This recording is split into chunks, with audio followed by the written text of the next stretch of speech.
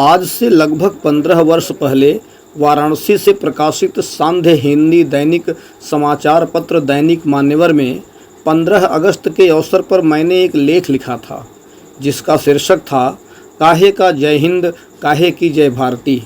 आज़ादी के बाद भारत की वास्तविक स्थिति को लेकर लिखे गए उस लेख के प्रकाशित होने के बाद मेरे पत्रकारिता के गुरु स्वर्गीय मनोकामना सिंह जी ने मेरी पीठ थपथपाई थी। मेरी लेखनी से प्रभावित होकर तत्कालीन उप जिलाधिकारी भदोही ओम प्रकाश चौबे ओम धीरज, जो एक अच्छे साहित्यकार होने के साथ साथ अक्षर आरसी साहित्यिक व सांस्कृतिक मंच जैसी संस्था के संस्थापक भी थे, उन्होंने मुझे अपनी संस्था में भदोही शाखा का महामंत्री नियुक्त किया था। उस लेख की चर्चा इस समय करने का सिर्फ एक ही कारण है कि इतने सालों के बाद एक वैसा ही कंटेंट एक बार फिर मेरे सामने आया है। दरअसल भारतीय कानून व्यवस्था को लेकर बनी ऐतिहासिक और ज्वलंत वेब सीरीज ब्लैक जस्टिस में मशहूर देशभक्त अभिनेता मुकेश खन्ना का एक डायलॉग कहाँ का सत्यमेव जयते सुनकर मुझे अपनी लेखनी की उस पुरानी लाइन की याद ताज़ा हो गई। यदि आप इस बात पर गौर करेंगे तो आपको महसूस होगा कि काहे का जय हिंद, काहे का जय भारती और कहाँ का सत्यमेव जयते कंटेंट में बहुत ज़्यादा फर्क नहीं है और ना ही इनके मायनों में ही बहुत ज़्यादा अंतर है। खग ही जाने खग की भाषा के सिद्धांत पर जब मुकेश जी का यह डायलॉग मैंने सुना तो अपने आप को दो शब्द लिखने से रोक नहीं पाया। भारतीय कानून व्यवस्था और अप्रत्यक्ष रूप से भारतीय संविधान को झकझोर कर रख देने वाले ब्लैक जस्टिस नाम से बनी वेब सीरीज का ट्रेलर इस वायरल वीडियो के माध्यम से मैं आपको दिखाने जा रहा हूं। यदि आप इस वेब सीरीज को पूरा देखना चाहते हैं तो स्क्रीन पर दिखाए गए वेबसाइट पर जाकर इस ऐतिहासिक और धमाकेदार वेब सीरीज की पूरी फिल्म देख सकते हैं। गजब की अदालत है ये, अब सच को मसलने की ताकत है ये, और रौंधी हुई जिंदगियों को रौंदने की वजह है ये।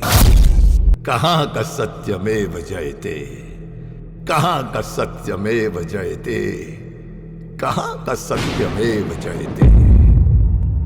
अदालतों में सच की चीख नहीं, गुहार नहीं पहुंचती, बस झूठ की पुकार सुनी जाती है। अब जज सबूत नहीं देखते, या कहिए देखते हैं सबूत अपने हिसाब से। कहाँ का सत्यमेव जयते, कहाँ का सत्यमेव जयते, कहाँ का सत्यमेव जयते।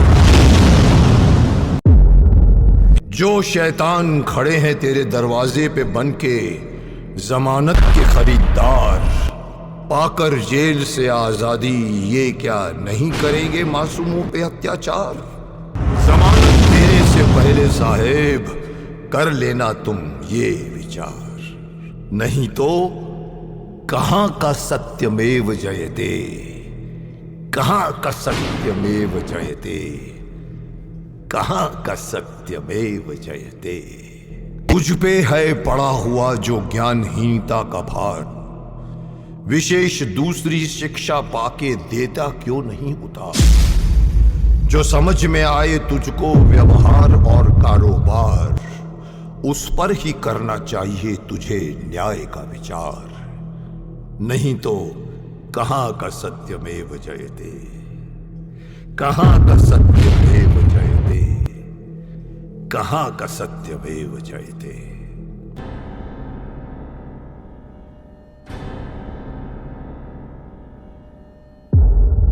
Your arguments are not valid. Next time be prepared. इतने सारे पेंडिंग केसेस हैं। सर मैं कुछ बोलना चाहता हूँ। तुम तमीज से पेश आओ, आपके ऊपर घरेलू हिंसा का आरोप है। वकील क्यों रखा है? वही बोलेगा ना, लेकिन अगली डेट पर। नेक्स्ट।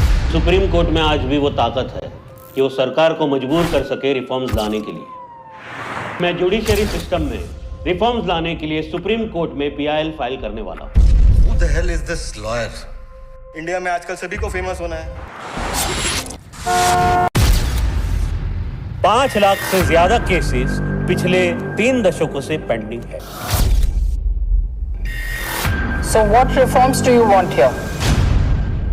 आई डिमांड के सभी केसेस नेचुरल जस्टिस के आधार पर होने चाहिए। Are you out of your mind?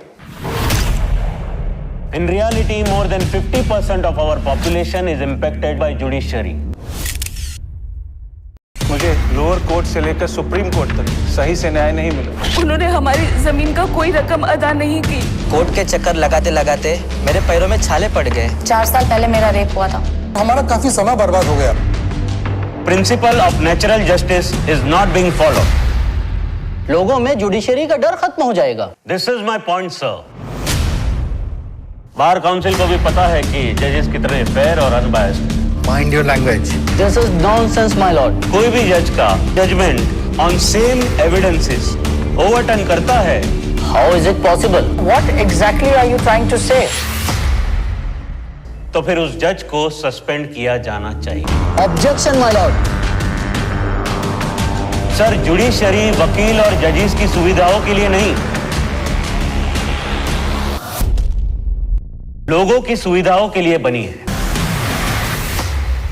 भले ही 1000 गुनहगार बच जाए, लेकिन एक बेगुनाह को सजा नहीं होनी चाहिए।